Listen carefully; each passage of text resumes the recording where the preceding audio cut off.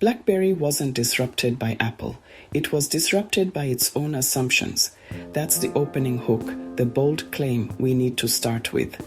Most people point to the iPhone launch in 2007 as the moment the clock started ticking for BlackBerry.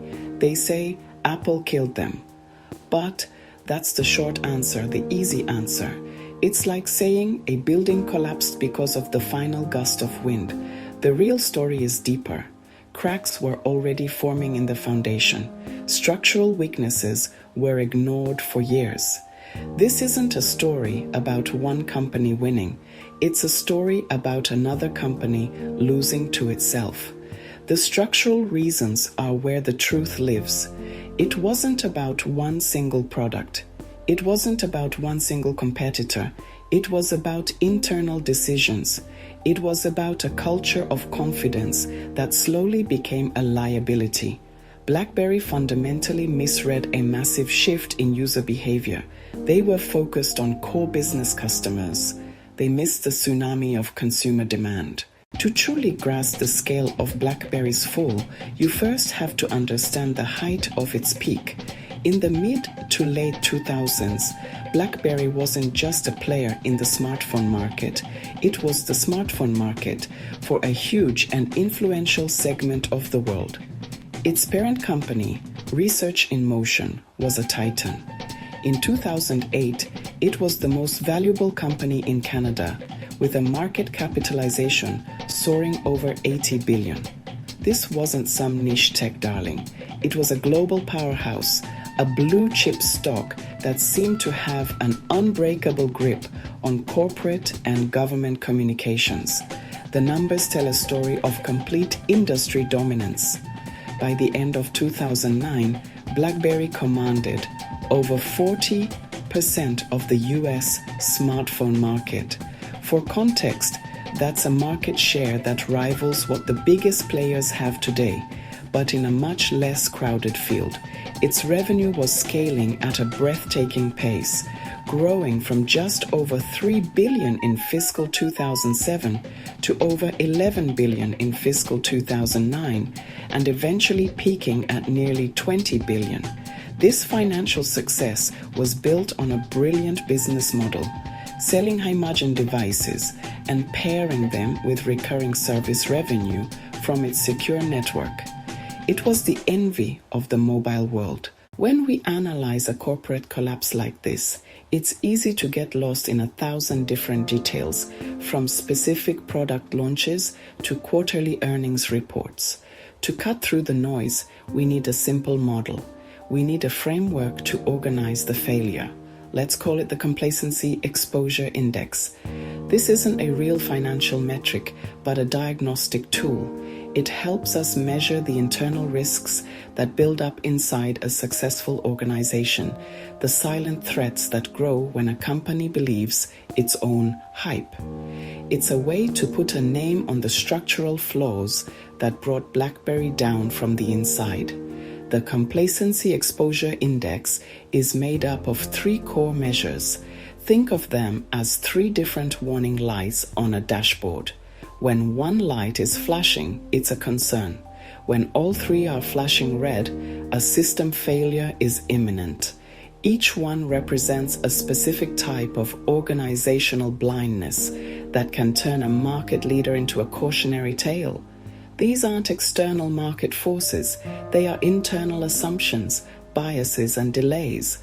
They are the cracks in the foundation we talked about earlier, quantified and categorized so we can learn from them. Here are the 3 parts of the index. The first measure in our index is market dominance over confidence. Let's define it simply. This is the risk that occurs when a company believes its large market share and strong brand make it immune to fundamental market shifts. It's when a firm confuses past success with a guarantee of future relevance. Leadership begins to assume the past guarantees the future regardless of how the world changes. That overconfidence creates a defensive posture, protecting the existing business model instead of inventing the next one. For BlackBerry, the evidence is crystal clear. The company had an iron grip on the enterprise market. Its devices were the mandated phones for corporations, law firms, government agencies. This was their fortress. IT departments loved BlackBerry for security, reliability, centralized management tools. The company's strategy assumed that enterprise loyalty was unbreakable. They treated the CIO as the real customer, believing IT would never abandon them for a less secure consumer device. The ignored warning sign was the growing BYOD trend. Section 5, Risk 2, User Behavior Misread. The second component of our index is user behavior misread. This risk is defined as a company's failure to understand how and why people will use technology in the future. It's about being fixated on the job your product does today, while missing the new and different jobs it could be doing tomorrow. For BlackBerry, their product's job was communication. Specifically, fast and efficient email and messaging. They were the best in the world at that job, but the very definition of a smartphone was being rewritten, and they failed to read the new draft. The historical evidence of this misread is found in the explosion of the mobile internet and the app economy. People began using their phones for everything but talking. People were browsing the full web. They were using maps for navigation. They were listening to music. They were watching videos. They were playing games. The phone was transforming from a communication tool into a pocket-sized computer, a portal to the digital world. The touchscreen interface, which BlackBerry initially derided, was the key that unlocked this new world of rich, media-centric experiences. The ignored warning signal was the immediate and explosive success of the Apple App Store, launched in 2008. In its first weekend, it saw 10 million downloads. Section 6, Risk 3, Innovation Response Delay. The final measure on the Complacency Exposure Index is innovation response delay. We can define this risk as the critical gap between identifying a disruptive threat and launching an effective competitive countermove. It's not about being unaware of the competition, too slow, too hesitant, too culturally resistant to respond with the necessary speed and scale. In the fast-moving world of technology, a delay of even 12 to 18 months can be a death sentence. A small lag in platform development can quickly become a massive, unbridgeable gap in user experience. Apple launched the iPhone in 2007. Android gained traction in 2009, 2010.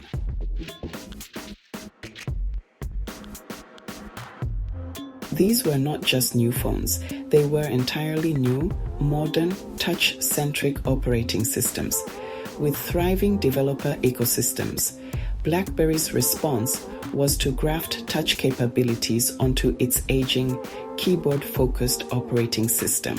BlackBerry Storm, critical and commercial failure in 2008. Developers flocked to the new platforms because they were more modern, easier to develop for. Section 7, the structural nature of collapse. The turning point for BlackBerry was not a single event. It wasn't the day the iPhone was announced or the day a bad quarterly report was released. It was a slow, grinding erosion that happened over several years, the result of the long-term choices we've just examined. As users steadily moved toward the richer experiences offered by touchscreens and app ecosystems, BlackBerry's sales began to falter. The competitors, Apple and the army of Android manufacturers, built powerful new platforms that captured the imagination of consumers and developers. Slowly at first, and then all at once, the momentum shifted. The market response was brutal and swift once the decline became obvious. BlackBerry's revenue which had peaked at nearly 20 billion in 2011, plummeted to under 7 billion by 2014. Its global market share, once dominant, collapsed into the low single digits and eventually fell below 1%. The company was forced into massive layoffs, leadership changes, and a painful strategic pivot away from making its own phones altogether. What early signal do you think they ignored? Collapse is rarely sudden. It is structural. So, what should you take away from this for your own life? It's time to ask yourself some hard questions. Are you overconfident in your current skills, assuming they will be valuable forever? Are you actively ignoring shifts in your industry or profession because they seem inconvenient or irrelevant to your current role? Is your income dangerously tied to a single old system, a single tool, or a single employer? If you answer yes to any of these, you may have what we call complacency exposure. It's the silent risk that grows inside your work life, and it's time to address it. Section 8. Building your personal resilience shield. Recognizing your complacency exposure is the first step. The next is to take concrete action. You need a tactical reframe. Here are 3 clear actions. A personal checklist. First, commit to a continuous skill upgrade plan. Don't wait for your company to train you. Learn small, useful, adjacent skills every month. Track your progress. Second, allocate 10% of your work time to trend tracking. Read industry news, listen to podcasts, talk to new people in your field, test new tools, be your own research department. Third, diversify your monetization channels. Never rely on a single client. Never rely on a single job. Never rely on a single platform. Let's call it the 3-step resilience shield. Scan, build, monetize. Here is a simple 30, 60, 90-day plan to implement this shield. Days 130, diagnose. BlackBerry misread the shift. Nokia moved too slowly. In the next Corporate Risk Autopsy, we examine Nokia and the speed versus structure gap.